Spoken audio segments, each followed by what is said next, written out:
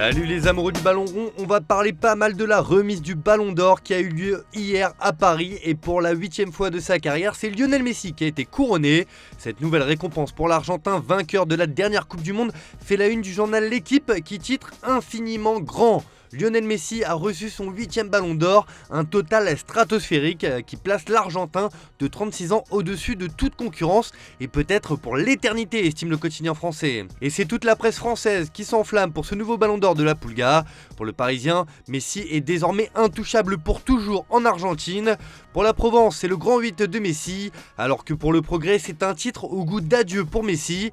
Le lauréat 2023 a fait parler de lui car il a snobé le PSG dans ses remerciements. Il a tout de même évoqué son aventure parisienne en conférence de presse et n'a pas été très démonstratif. Les 2 saisons n'ont pas été à la hauteur de mes espérances, mais je retiens tout ce que j'ai vécu. J'ai gardé de bons souvenirs de la ville. Sur le plan sportif, ce n'était pas bon.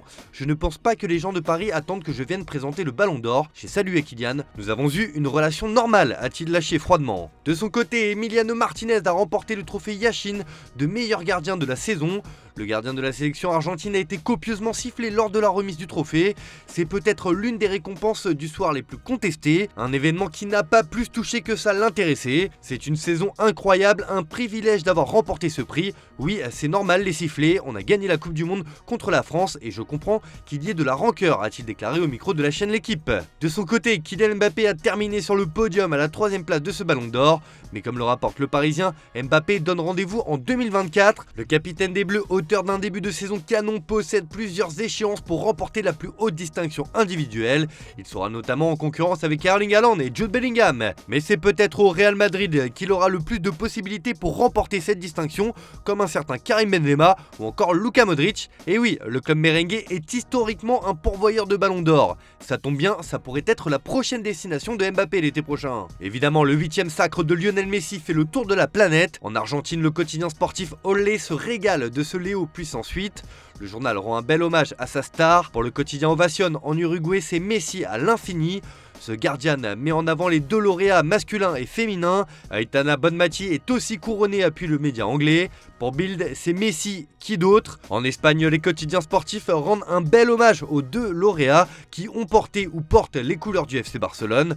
Pour AS, c'est l'or mondial. Mundo Deportivo parle d'or blaugrana. Enfin, Sport estime que ce sont des coulées d'or. Enfin, la Gazzetta dello Sport en Italie revient sur le succès mérité de Lionel Messi qui remporte son 8e ballon d'or donc. Allez, on ferme cette page ballon d'or et on file en Angleterre où la lourde défaite de Manchester United dans le derby face à City va laisser des traces. Et surtout, un joueur est en pleine tempête après avoir été aperçu en boîte de nuit juste après le match. Le Daily Mail placarde que c'est une décision irréfléchie pour Marcus Rashford. Marcus risque la fureur de United en allant en boîte de nuit juste après la débâcle du derby, écrit le quotidien. Pour The Telegraph, Rashford fait la fête après la défaite dans le derby. L'attaquant s'est présenté à l'entraînement quelques heures après sa sortie en boîte de nuit.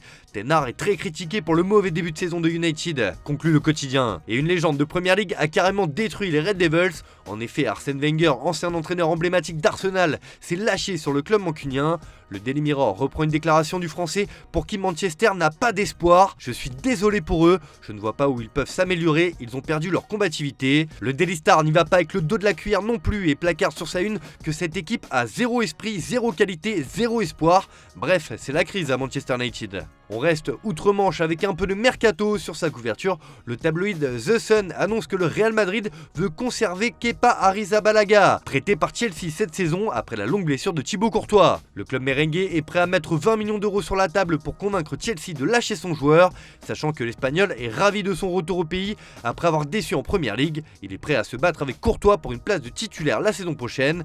Et Madrid proposera également son numéro 2 actuel, l'Ukrainien Andrei Lunin, dans le cadre d'un échange pour faciliter un accord. Affaire à suivre. On reste à Madrid pour parler de l'Atlético cette fois. AS annonce ce matin que Diego Simeone négocie avec la direction des Colchoneros pour prolonger son contrat. La durée d'un nouveau bail devrait être de 2 ou 3 ans ou de 2 avec la possibilité d'une 3e année en option si certains objectifs sont atteints. Le journal madrilène précise que Simeone serait même prêt à accepter une réduction de salaire pour aider à conclure l'accord le plus rapidement possible. La direction madrilène négocie actuellement avec la sœur et représentant de l'Argentin dont le contrat actuel expire expire en juin 2024. Arrivé en 2011, l'aventure de Simeone à l'Atlético n'est pas terminée. Direction l'Italie où un Français fait encore les gros titres du côté de Naples, c'est évidemment Rudy Garcia. Le Napoli a concédé le match nul de partout contre l'AC Milan le week-end dernier et sort miraculé de ce choc. Sauf que maintenant, la pression s'accentue sur le coach français. Comme le rapporte la Gazzetta dello Sport, pour Garcia, il est interdit d'échouer avec Naples, toujours en course dans toutes les compétitions, notamment en Ligue des Champions. Pour il Corriere dello Sport, Aurelio De Laurentiis prend les choses en main, comme en témoigne son entrée fracassante dans le vestiaire à la mi-temps face au Milan, où il a secoué ses joueurs alors qu'ils étaient menés 2-0. L'étau se resserre pour Rudy Garcia qui va vite devoir trouver les ressorts nécessaires pour que son équipe reparte de l'avant. On termine d'ailleurs ce tour de la presse de l'autre côté des Alpes avec la Juventus et son attaquant vedette Dusan Vlahovic. Comme le placard Tuttosport, Vlahovic peut prendre Florence. Le Serbe veut se racheter après un mois d'octobre de jeûne en termes de buts et revient dimanche à Florence, là où il a explosé. De son côté, la Gazzetta dello Sport nous apprend que le joueur va bientôt prolonger son contrat avec la vieille dame. L'accord entre le Serbe et la Juve pour le renouvellement du contrat jusqu'en 2027 est proche, annonce le journal au papier rose. Une bonne nouvelle pour les tifosi. Voilà, c'est tout pour ce matin. Bonne journée à tous. Merci de votre fidélité. On se retrouve en fin d'après-midi pour le JT Foot Mercato.